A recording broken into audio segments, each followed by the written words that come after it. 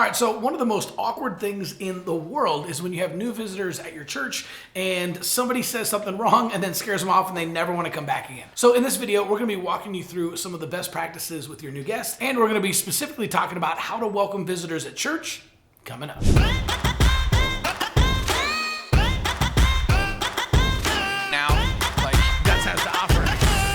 Hey, what's up, y'all? My name is Chris Abbott, but all my friends just call me Abbo. And I've been helping pastors and church leaders with Plan Your Visit, Facebook ads, social media ministry for the last 7 years. And this channel is dedicated to helping churches with practical tips and strategies in order to be able to grow your church. So what we want to talk about today is some of the best practices whenever you are hosting new visitors in order to make them feel welcome, right? Because unfortunately, if you do this wrong, you can actually scare people away and they'll never come back. So let's talk about some of the principles to keep in mind whenever you are welcoming new visitors at church, and let's dive in. All right, number one, people remember how you make them feel, right? So here is the interesting thing is that no one's really gonna remember what you say, right? People don't remember what you say, they remember how you make them feel. So it's important to be warm and accepting, right? And it's important to be excited, but not over the top crazy, right? So you definitely want to make people feel welcome. They're not gonna remember what you say, they're gonna remember how you make them feel. So whenever a guest is coming for the first time, like they don't wanna feel pressured to give or to tithe, right? Or to have to put money in the offering plate or something like that, right? You want to make sure to just make them feel welcome. And a great way to do this is actually just to say, hey, if you're new here, don't feel any obligation to give at all. We'd love for you just to kind of be our guest and have a great time at service today. So guests don't want to feel pressured to join any type of volunteer team or join the church or go through next steps or to give money their very first time, right? You just want to make it very laid back and easy for them to enjoy a service for the very first time. New visitors simply want to connect. So one of the best things that you can do is make sure that they have a chance to meet you as the pastor,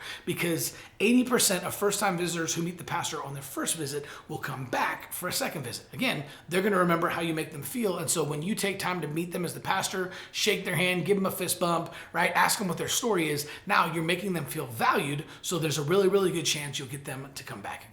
All right, number two is first impression, right? So the first impression that you make within the first few minutes is going to be everything.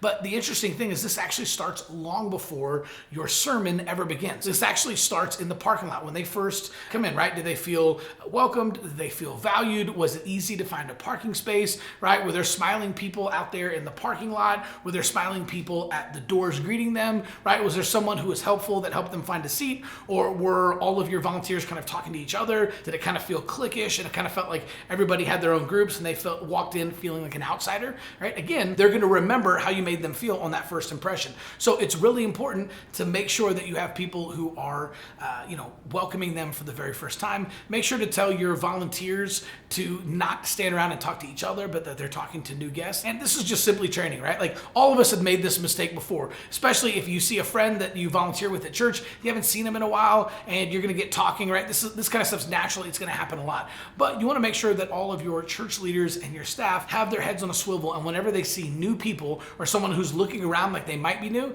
they immediately break off their conversation and go welcome that person. A guest will decide whether or not they're coming back for a second visit long before the sermon ever starts, right? Which is a bummer for us as pastors, but we need to know that. So that's why we need to make sure that our parking lot is on point, our welcome team is on point, we have helpful ushers and volunteers and people looking for new people and willing to go over and start up a conversation. All right, number three, treat them like family, right? So here's the deal. A lot of times we make the mistake in church of, kind of rolling out the red carpet, right? And treating people like they're VIPs. We're so excited that we have new guests coming in, but here's the deal. Nobody wants to be treated like VIP, right? They don't want to be treated like a rock star or like a celebrity. They simply want to be treated like family, right? New guests that are coming in are just looking to connect with other people. So don't go rolling out the red carpet and treating people like they're famous, right? Instead of VIP, treat them like family.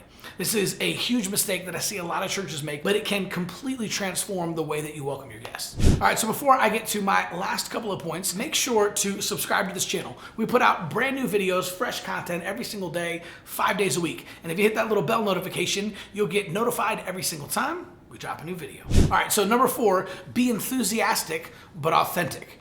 right? So what the world is craving right now more than anything is authenticity, right? Think about it. There's so much stuff online. There's so much hype and there's so much spam calls and people reaching out and scams and all kinds of stuff on the internet, right? What people are actually craving more than anything else is just authenticity.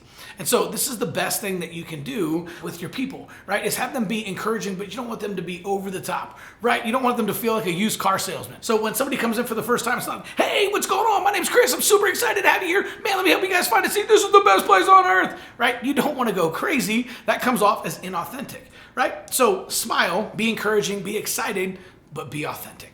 And finally, number 5, never ask if someone is new, right? There's no better way to make someone feel isolated or awkward than asking them if they're new. Because one of two things can happen. Number one, if they are new, right now they're probably already a little bit self-conscious, like people are wondering who they are, or people are staring at them, or people are judging them. So if you come up and just say, hey, are you new? Then they feel like, I knew I stuck out like a sore thumb, right? That's not the case. You never want to ask them that, right? The other thing that could happen is it could go the other direction, is maybe if someone's actually been around for a long time, they could get offended if you asked if they're new. And I've actually seen this happen before, where people come up and be like, hey, what's up? My name's Chris. Are you new? Right? And it's like, no, I've been going to church for 20 years, right? It's like, oh, okay. And some people, for whatever reason, get really offended at that. It's never a great idea to ask someone if they're new. There's not a lot of ways that it can really go right, but a lot of ways that it can go wrong. So instead, the best way to do this is just simply to go up, introduce yourself to someone, and ask them how long they've been going to the church. I actually had the chance to fly out to a church in Michigan and do a little bit of consulting and actually kind of some training with the staff. And it was really cool. One of the things I had the opportunity to do was just to kind of wander around during the very first service.